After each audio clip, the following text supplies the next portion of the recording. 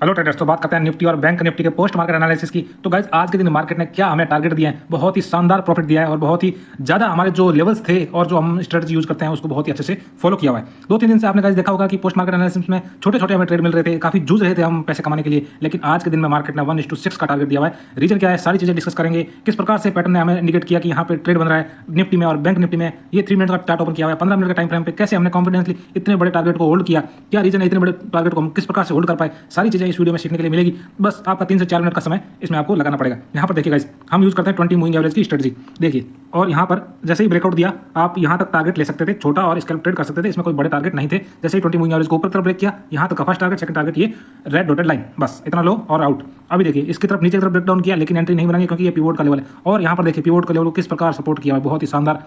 फिर यहाँ पर मार्केट साइडवेज हुआ और जब यहाँ पर ब्रेक आउट आया इस कैंडल के साथ में, तब भी हमें एंट्री नहीं बनानी क्योंकि ये रेजिस्टेंस की तरह एक्ट कर सकता था, ये रेजिस्टेंस की तरह एक्ट कर सकता था। हालांकि यहाँ पे नहीं किया, लेकिन इस लेवल पे आते आते इसने रेजिस्टेंस की तरह एक्ट किया और मार्केट को वापस नीचे ले आए। इसमें बहुत से लोग निकल जाएंगे, प्रॉफिट नहीं कमा पाएंगे, ब्रोकरेज देंगे बस, और इसमें इस ट्रेड में घुसने का कोई फायदा नहीं।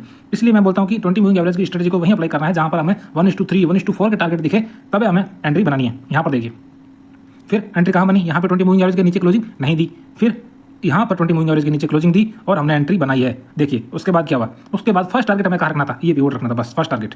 इसमें अपनी 50% क्वांटिटी बुक हो जानी चाहिए थी और 50% क्वांटिटी का एसएल कोस्ट टू कोस्ट रख देना चाहिए था। फिर क्या करना चाहिए था, फिर सेकंड जो है सेकंड टारगेट ये वाला स्विंग, इस स्विंग तक हमें रखना चाहिए था। तो सेकंड टारगेट यहाँ, लेकिन फ्लो में अगर ये कैंडल नीचे निकल जाती है तो अपने टारगेट को और बड़ा कर लेना है। ये जो है नेक्स्ट स्विंग में भी यहाँ पे देखिए इतनी बड़ी कैंडल जब बन गई है तो बस अपना एसएल जो है 50% का वो इस कैंडल के हाई के ऊपर लेके आ जाओ बस। उसी के बाद में जैसे ही यहाँ पर आ गया, प्रीवियस डे का लो है, पिवोट है और ये एक सपोर्ट लेवल है, तीन जब आपके पास में यहाँ पर सपोर्ट दिख रहे हैं और मार्केट ऑलरेडी इतनी अच्छा प्रॉफिट दे चुका है, तभी हमें लालच करने की जरूरत नहीं है। अपना प्रॉफिट यहाँ पर लॉक इन करो, बुक करो, 100% क्वांटिटी बुक करो बस।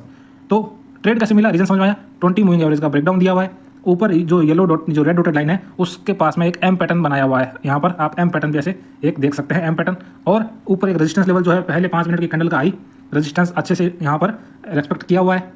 2 कंफर्मेशन, 3 कंफर्मेशन और चौथा कंफर्मेशन कि छोटा एसएल और टारगेट 1:2 का था। हालांकि यहाँ पर 3 भी अपन दे सकते थे क्योंकि उसके लिए थोड़ा प्रैक्टिस चाहिए होगा। मार्केट ने यहाँ पर 1 टाइम टेस्ट किया हुआ है, 2 टाइम टेस्ट किया हुआ है, 3 टाइम टेस्ट किया हुआ है, तो चांसेस साइकोलॉजी अपन ये लगा सकते हैं कि 4th टाइम ये इसको ब्रेक करेगा बस। ये आपको, और इतना लंबा टारगेट होल्ड करने की आपको कैसे प्रैक्टिस आएगी वो मैं अभी 15 मिनट के टाइम फ्रेम पे जब आपको जाके दिखाऊंगा तभी आपको पता चलेगा कि इतना बड़ा टारगेट हम कैसे अचीव कर सकते थे। आ जाते हैं पहले बैंक निफ्टी के चार्ट पे। बैंक निफ्टी में भी सेम कंडीशन बनी और सेम टू सेम टारगेट यहाँ पर भी बनाए। यहाँ पे देखिए जैसे 20 मूविंग एवरेज को ब्रेक किया, छोटा यहाँ तक टारगेट बस निकलो, यहाँ पे ब्रेक डाउन किया, यहाँ तक टारगेट निकलो। जैसे जहाँ मतलब कि यहाँ पे एंट्री करने का लॉजिक यही होना चाहिए, आपका ट्रेड स्कैल्प ट्रेड होना चाहिए।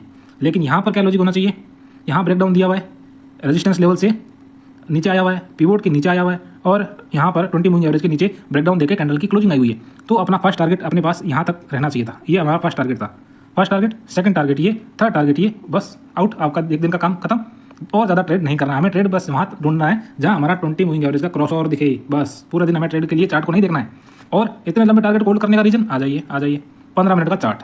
क्या रीजन था, हमें हालांकि 3 मिनट के कैंडल पे एंट्री मिली यहाँ पर, लेकिन अभी हम देख रहे हैं कि 15 मिनट का जो 20 मूविंग एवरेज है, 15 मिनट का जो 20 मूविंग एवरेज है उसको भी मार्केट अभी क्रॉस करने वाला है, क्रॉस कर रहा है। यहाँ पर जब कैंडल बनती हुई दिखी तभी हमें ये स्ट्रांग हो गया, और जब इस कैंडल ने जब क्लोजिंग नीचे की तरफ दे दी तब हमें और ज़्यादा श्योर हो गया कि मार्केट ने अभी और ज़्यादा गिरावट आने के संकेत है।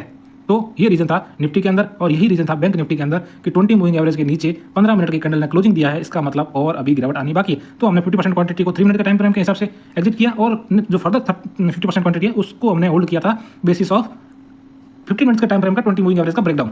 गाइस समझ रहे होंगे, अगर नहीं समझ आया वीडियो को वापस से रिपीट करिए, आपको चीज़ें समझ में आएगी, या फिर कंटिन्यू हमारे वीडियो के साथ में जुड़े रहेंगे तो हम सेम ही स्ट्रेटजी हमेशा और हमेशा यूज में करते हैं। तो प्रैक्टिस आप अगर 1-2 महीने कंटिन्यू वीडियोस को देखोगे तो आपको ऑटोमेटिकली समझ में आ जाएगा कि हम यूज क्या कर रहे हैं, क्या देख रहे हैं। तो गाइस लाइक, सब्सक्राइब और शेयर जरूर कर दीजिए। कुछ क्वेश्चन है, इंक्वायरी है, कमेंट में जरूर छोड़ दीजिए गाइस। Thank you.